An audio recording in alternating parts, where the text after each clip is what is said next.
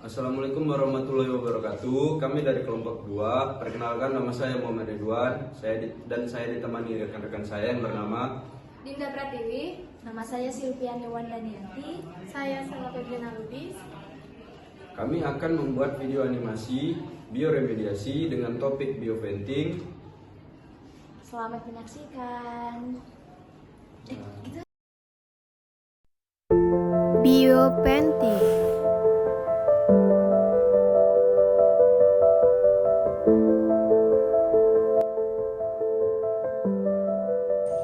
Halo semuanya, pernahkah kalian membayangkan bagaimana kondisi tanah di sekitar area industri atau stasiun pengisian bahan bakar? Di banyak tempat, tanah bisa tercemar oleh hidrokarbon seperti bensin, minyak, atau pelarut organik akibat kebocoran tangki maupun tumpahan bahan bakar. Pencemaran semacam ini bukan hanya merusak ekosistem tanah, tapi juga berpotensi mencemari air tanah yang menjadi sumber kehidupan manusia. Dalam menghadapi masalah ini, para ilmuwan dan insinyur lingkungan mengembangkan berbagai metode bioremediasi, yaitu teknik pemulihan lingkungan menggunakan makhluk hidup. Salah satu metode yang cukup efektif dan ramah lingkungan adalah bioventing. Bioventing adalah salah satu teknik bioremediasi in situ yang digunakan untuk membersihkan tanah yang terkontaminasi senyawa organik seperti hidrokarbon dari bahan bakar minyak. Prinsip dasarnya sederhana, meningkatkan aktivitas mikroorganisme tanah dengan cara menambah pasokan oksigen ke zona tak jenuh. Oksigen inilah yang menjadi sumber energi bagi mikroba untuk menguraikan polutan menjadi senyawa yang lebih sederhana dan tidak berbahaya. Pada sistem bioventing, udara dialirkan ke dalam tanah melalui jaringan pipa yang ditanam. Pipa ini memiliki lubang-lubang kecil sebagai jalur masuk udara ke pori-pori tanah. Tekanan udara biasanya rendah, cukup untuk mendorong difusi oksigen tanpa menyebabkan pergerakan uap kontaminan ke permukaan. Tujuan utama bioventing bukan menguapkan kontaminan, melainkan menyediakan kondisi yang ideal bagi mikroorganisme aerobik untuk tumbuh dan beraktivitas. Karena itu, pengaturan laju alir udara sangat penting.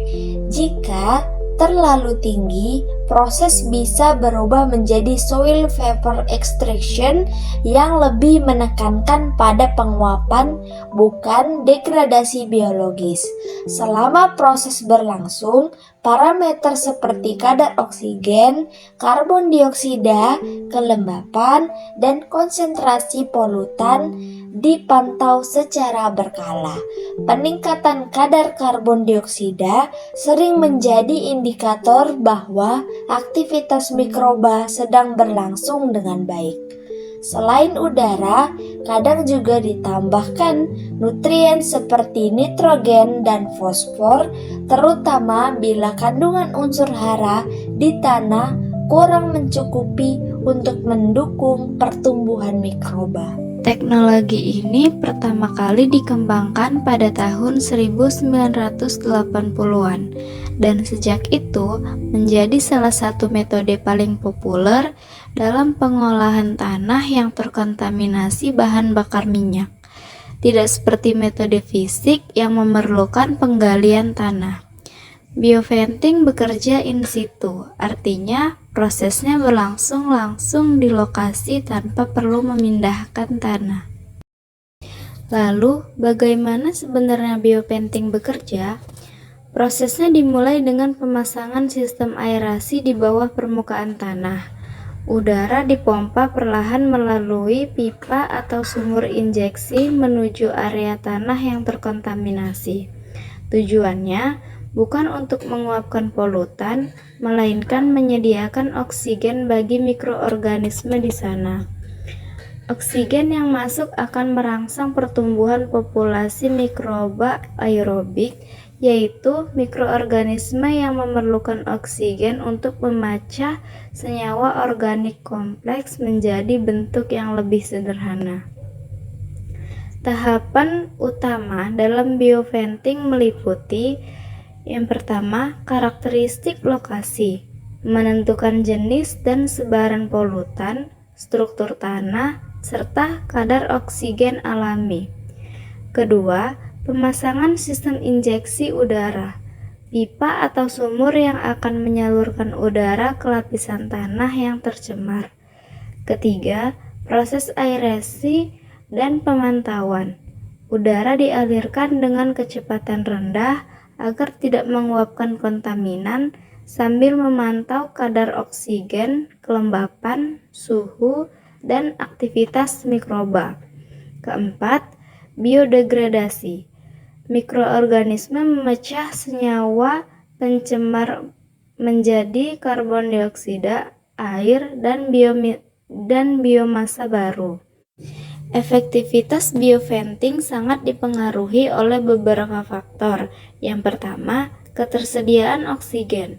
Karena oksigen adalah bahan utama dalam respirasi mikroba. Kedua, kelembapan tanah. Terlalu kering membuat mikroba sulit hidup, sementara terlalu basah menghambat difusi udara.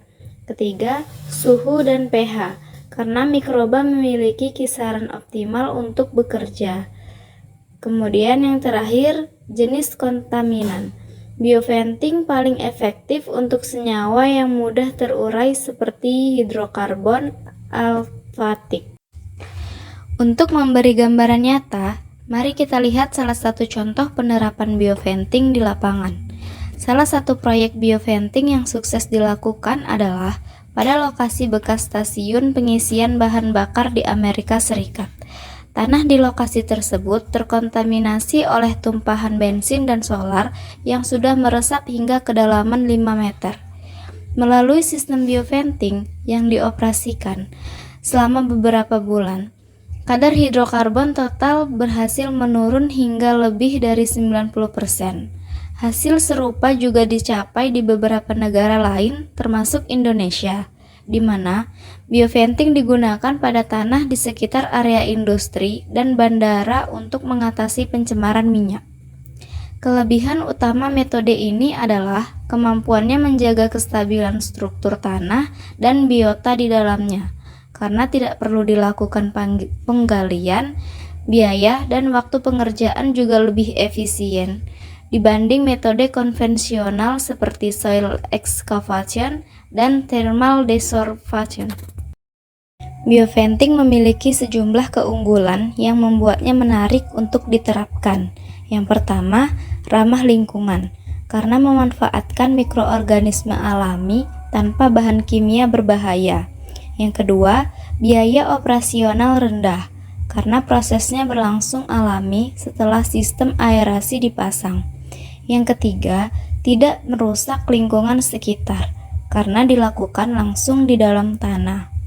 Yang keempat, dapat diterapkan di area luas, terutama untuk kontaminan hidrokarbon. Namun tentu saja, setiap teknologi memiliki keterbatasan. Bioventing tidak efektif untuk polutan non-biodegradable seperti logam berat atau senyawa klorin yang sulit terurai. Selain itu, proses degradasinya relatif lambat, bisa memakan waktu berbulan-bulan hingga bertahun-tahun, tergantung tingkat pencemaran. Diperlukan juga sistem pemantauan yang baik agar proses berlangsung optimal. Jika dibandingkan dengan metode lain seperti biofil atau bioreaktor, bioventing memiliki keunggulan dalam kesederhanaan sistem dan biaya. Namun, untuk lokasi dengan kontaminasi sangat berat atau tanah bertekstur liat yang sulit diaerasi, metode lain mungkin lebih efektif. Oleh karena itu, dalam prakteknya, bioventing sering dikombinasikan dengan metode lain seperti biosparging atau soil vapor extraction untuk hasil yang lebih maksimal. Nah, sebagai kesimpulan, bioventing adalah teknologi bioremediasi yang memanfaatkan kekuatan mikroorganisme untuk menguraikan polutan organik di tanah.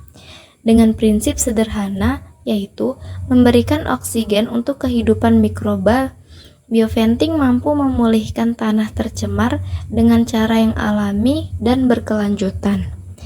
Dalam konteks pembangunan berkelanjutan, teknologi seperti bioventing menjadi bukti bahwa solusi terhadap pencemaran bisa dilakukan tanpa harus merusak lebih jauh lingkungan. Mari kita dukung penerapan teknologi hijau seperti ini, bukan hanya di sektor industri, tetapi juga dalam kebijakan dan kesadaran masyarakat untuk menjaga keseimbangan bumi. Seperti yang kita ketahui, bioremediasi adalah teknologi pengolahan biologis menggunakan mikroorganisme untuk memulihkan tanah yang terkontaminasi.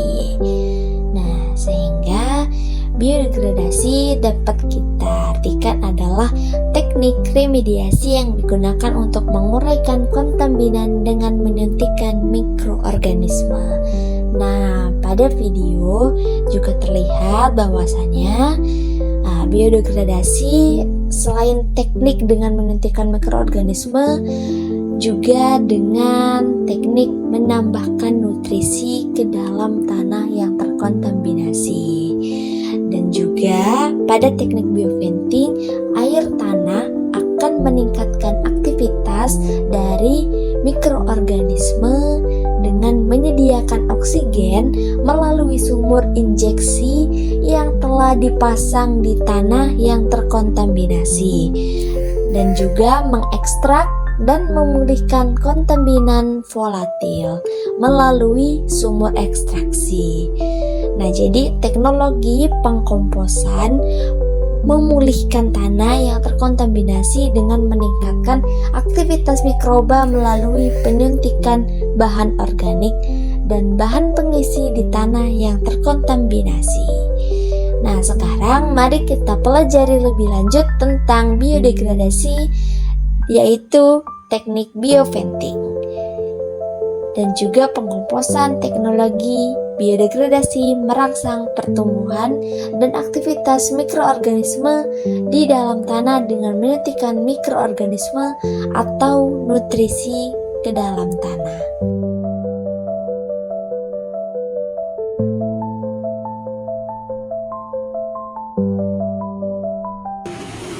Pada bioventing terdiri dari dua komponen, yaitu komponen utama dan komponen tambahan.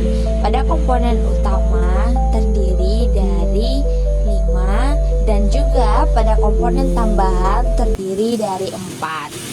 Nah, pada komponen utama sendiri terdiri dari yang pertama sumur ekstraksi atau sumur injeksi. Nah, selanjutnya yang kedua desain atau rancangan perpipaan. Nah, yang ketiga ada blower. Yang keempat ada rancangan instrumen dan kontrol. Nah, yang kelima ada lokasi monitoring atau pengawasan. Nah, selain dari komponen utama tersebut, komponen bioventing juga terdiri dari komponen tambahan.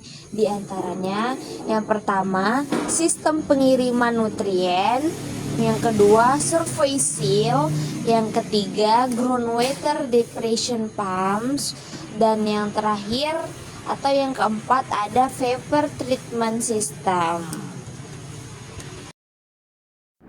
Bioventing telah terbukti mengurangi bagian dari senyawa-senyawa yang dikenal sebagai BTEX, yaitu benzena, toluena, etilbenzena, dan juga silena. Nah, di antara minyak bumi hidrokarbon, senyawa BTEX atau benzena, toluena, etilbenzena, dan silena adalah benzena yang paling larut, sehingga beracun dan dianggap sebagai karsinogen manusia.